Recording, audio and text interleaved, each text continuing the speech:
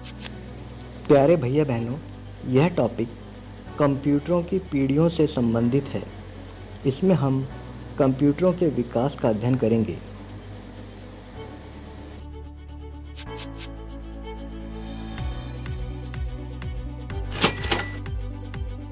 पहले के कंप्यूटर आकार में बड़े थे। ये बहुत ज़्यादा जगह पर स्थित होते थे और बहुत ज़्यादा विद्युत प्रयोग करते थे तथा साथ ही उनका मूल्य भी ज़्यादा था।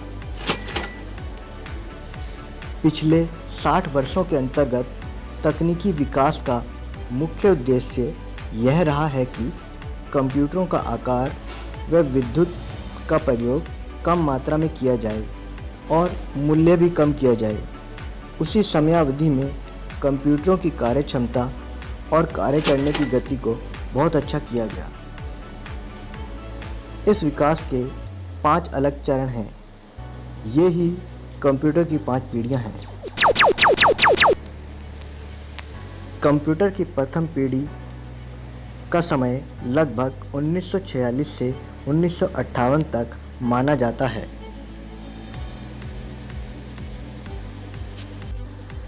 इन कंप्यूटरों में विभिन्न विद्युतीय उपकरण जैसे डायोड, ट्रायोड्स, रजिस्टर्स, वैक्यूम ट्यूब के रूप में आंकड़ों को संग्रहित करने के लिए प्रयोग किए गए।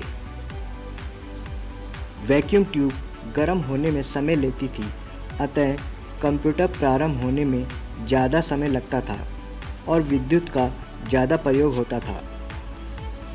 वैक्यूम ट्यूब बार बार जल जाती थी और प्राय उन्हें बदलने की आवश्यकता होती थी। इन कंप्यूटरों का आकार भी बहुत बड़ा था।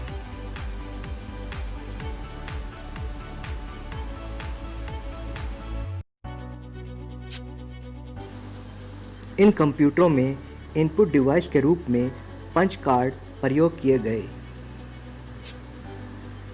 बाइनरी कोड या मशीनी भाषा का प्रयोग प्रोग्रामिंग के लिए किया गया। द्वितीयक संग्रहण के लिए चुंबकीय टेप और चुंबकीय ड्रम का प्रयोग किया गया। असेंबली भाषा को मशीनी भाषा में बदलने के लिए एक प्रोग्राम असेंबलर बनाया गया।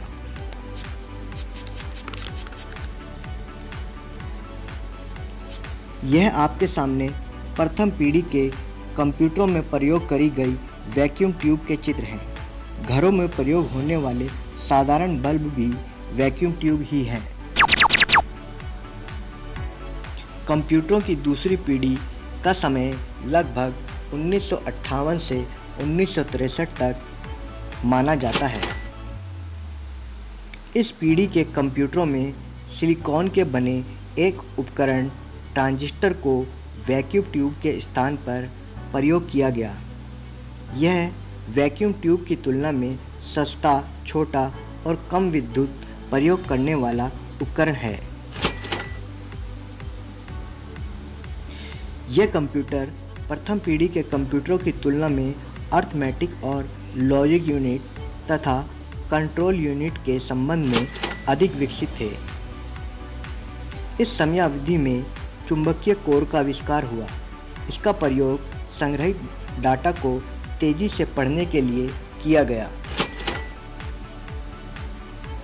इस समयावधि में चुंबकीय डिस्क को भी विकसित किया गया। इस पीढ़ी में उच्च स्तरीय कंप्यूटर की भाषाओं जैसे फोर्ट्रान, कोबोल, अल्गोल और स्नोबॉल को विकसित किया गया। तीव्र गति के सीपीयू और ऑपरेटिंग सिस्टम विकसित किए गए।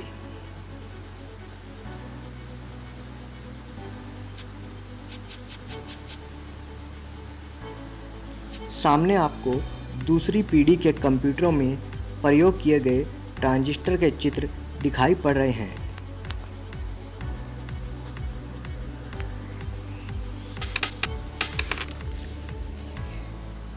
तृतीय पीढ़ी के कंप्यूटरों की समयावधि लगभग 1964 से 1971 तक मानी जाती है। इस पीढ़ी में इंटीग्रेटेड सर्किट्स, जिसे आईसी कहा जाता है, का प्रयोग ट्रांजिस्टर और मैग्नेटिक कोर के स्थान पर किया गया। कंप्यूटरों का आकार व मूल्य आईसी के कारण कम हो गया था। नई इनपुट इकाइयों जैसे MICR, प्लॉटर, स्कैनर प्रयोग करी गई थी। बहुत प्रभावी ऑपरेटिंग सिस्टम प्रयोग किए गए जो कंप्यूटर की प्रक्रियाओं के साथ समन्वय करते थे, अर्थात सहयोग करते थे। एक नई तकनीक मल्टी प्रोसेसिंग प्रस्तुत करी गई जिसके द्वारा प्रोग्राम के क्रियान्वयन की गति को प्रभावी तरीके से बढ़ा दिया गया। मल्टी प्रोसेसिंग प्रणाली में दो या दो से अधिक अलग अलग प्रोसेसर आपस में मिलकर कार्य करते हैं। CPU का डिजाइन आसान प्रकार से किया गया। CPU आसानी से प्रयोग किया जाने लगा।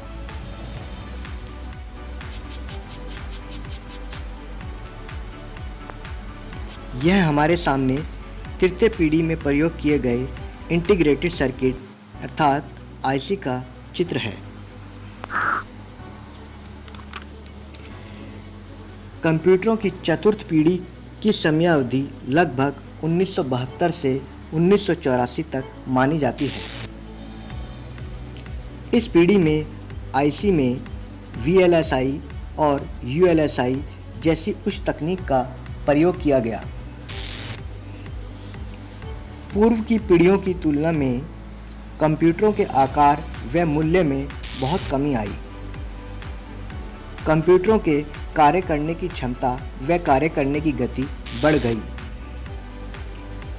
इन कंप्यूटरों में अति विकसित माइक्रोप्रोसेसर प्रयोग किए गए।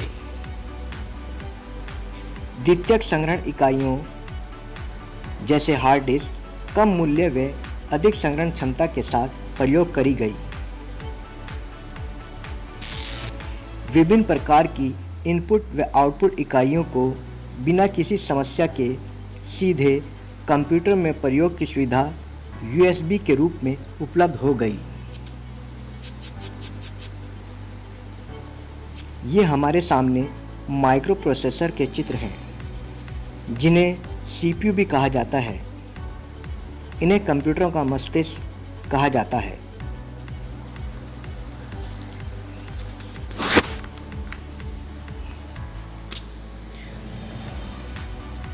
कंप्यूटरों की पंचम पीढ़ी की समयावधि 1984 से अब तक चल रही है। इस पीढ़ी के कंप्यूटरों पर अभी शोध और विकास का कार्य चल रहा है। इन कंप्यूटरों में VLSI के स्थान पर ULSI चिप का प्रयोग हो रहा है। इस पीढ़ी के कंप्यूटर कृत्रिम बुद्धिमत्ता, परिपूर्ण प्रणाली, आवाज़ पहचान कर खोज करने तथा आँखों व उंगलियों के निशान के आधार पर पहचान करने आदि के कार्यों को कर रहे हैं। इस पीढ़ी के कंप्यूटरों में समझदार प्रोग्रामों, सॉफ्टवेयरों का प्रयोग हो रहा है जिनके आधार पर अपने आप कंप्यूटर यह निर्णय ले सकते हैं कि उन्हें क्या करना है और क्या नहीं करना है। पंचम पीढ़ी के कंप्यूटरों की कुछ विशेषताएं रोबोट में हैं।